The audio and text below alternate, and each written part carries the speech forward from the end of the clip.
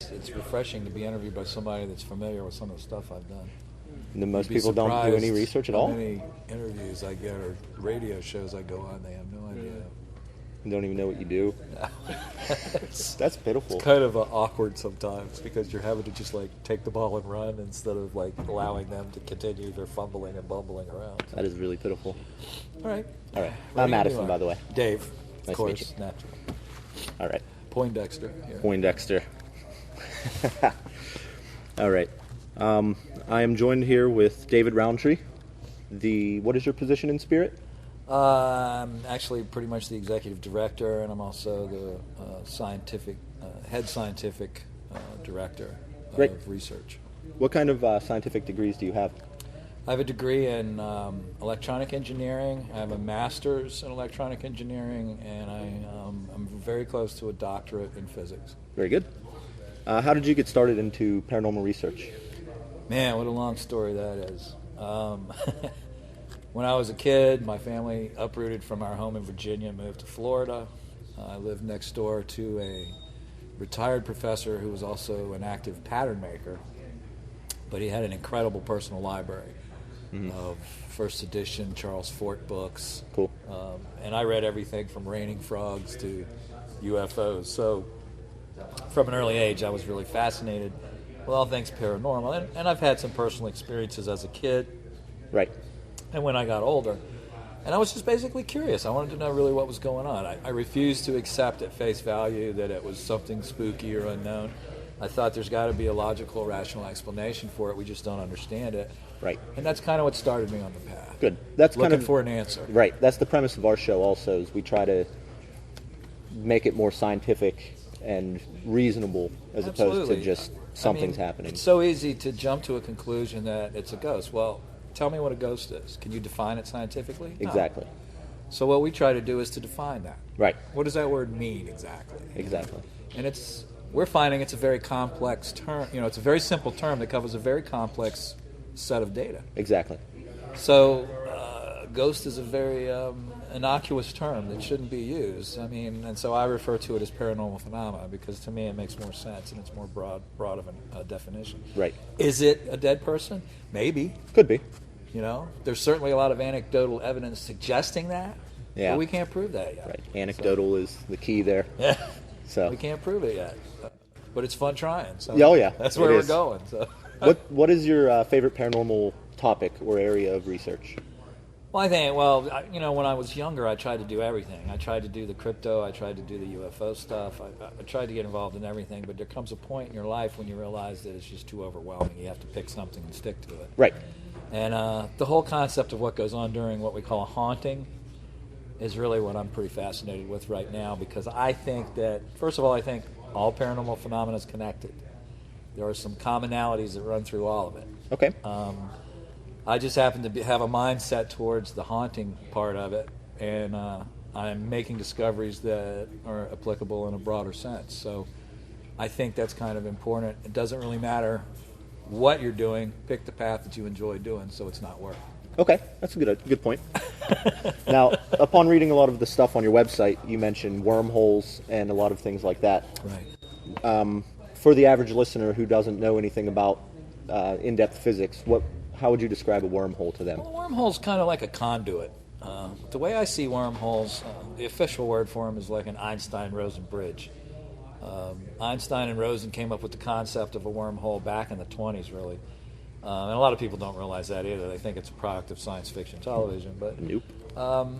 The idea is that these conduits open up, and they not only connect two places in space, but they can also connect two places in time. And the idea of a wormhole came to me when I was doing research on near-death experiences. And the common denominator running through the personal experiences these people had was going through this dark tunnel and heading towards the light at the end and emerging into this bright world of almost like reminds you of pure energy. Oh, that makes a lot of sense. I never thought about that. And so I started putting two and two together. Well, you just logic, and you start putting two and two together and you think, what if there's a parallel universe to our own that's in phase with our own universe, so it doesn't really conflict with it, but it's based on energy instead of mass and energy. Right. What would it be like, And if, let's just take an assumption, when we die, the energy in our bodies, the synapsi firing, the brain waves being generated, all the electrochemical energy that's creating these electronic impulses, what if that all just kind of stays together, shifts to a slightly higher resonant frequency, and one of these conduits open, and we jump across here to this parallel universe where we're pure energy, living in a universe of pure energy? We could pretty much create any reality we wanted to by manipulating that energy. And that goes along with the idea that you can't destroy energy. Energy conservation. Now, we're reaching out here and we're making a lot of suppositions, but we're just saying, suppose that was the case. Well, if that were the case, then these wormholes should be appearing pretty regularly. Right. And pretty well associated with places where people, guess what, died. Because once a wormhole opens up, they're kind of like lightning.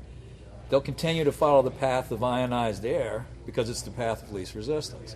So I think what happens is these things routinely, on their own, duration or whatever, will open up. They'll stay stable for a brief period of time. Once they open up, the exotic matter that keeps them stable conflicts with our own matter and starts to annihilate. Once the annihilation reaches a point where it's unstable, it collapses and the event's over. But it'll keep reoccurring over and over again over a period of time because the wormhole continues to connect. That makes sense. One of the things that we're working on, and I'm having a discussion right now with Marie Jones, who's written a lot of really interesting books. Her book that I'm real familiar with is Science, P-S-I-E-N-C-E. I think I saw an advertisement for that. Good book. I recommend it really? Highly. But she's written another book about frequencies, and she came across my resonant frequency theory. And it's kind of parallel to some work she was doing. And we talked about how I think that playing around with finding a resonant frequency may be the secret to artificially opening a wormhole.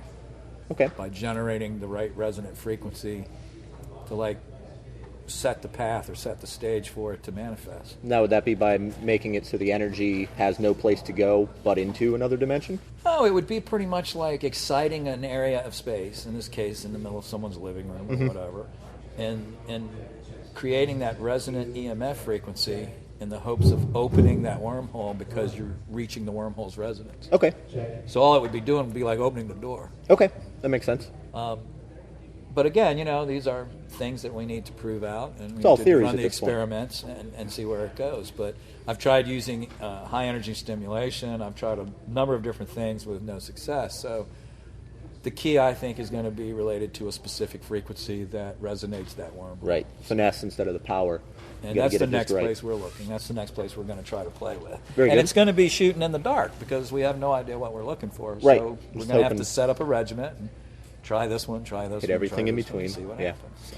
Now, I noticed on your website you make a lot of correlations between wormhole phenomena and paranormal phenomenon. There seems to be a connection with what I think happens, and this is based on the data.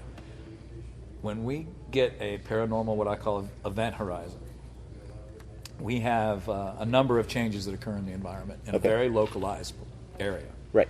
An area is no bigger than 2 meters. In that area, we have barometric pressure drops, which is against all the rules of weather, particularly inside of a home.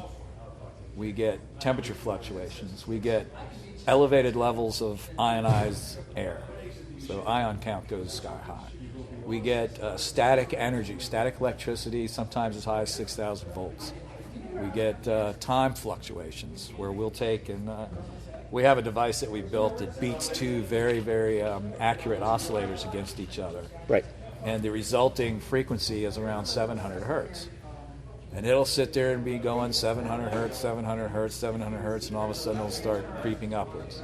Really? And the only thing that's changing in the equation is time. Right, yeah. Because everything else is still stable. Should The beat it temperature's to- stable, right. everything's stable. So we're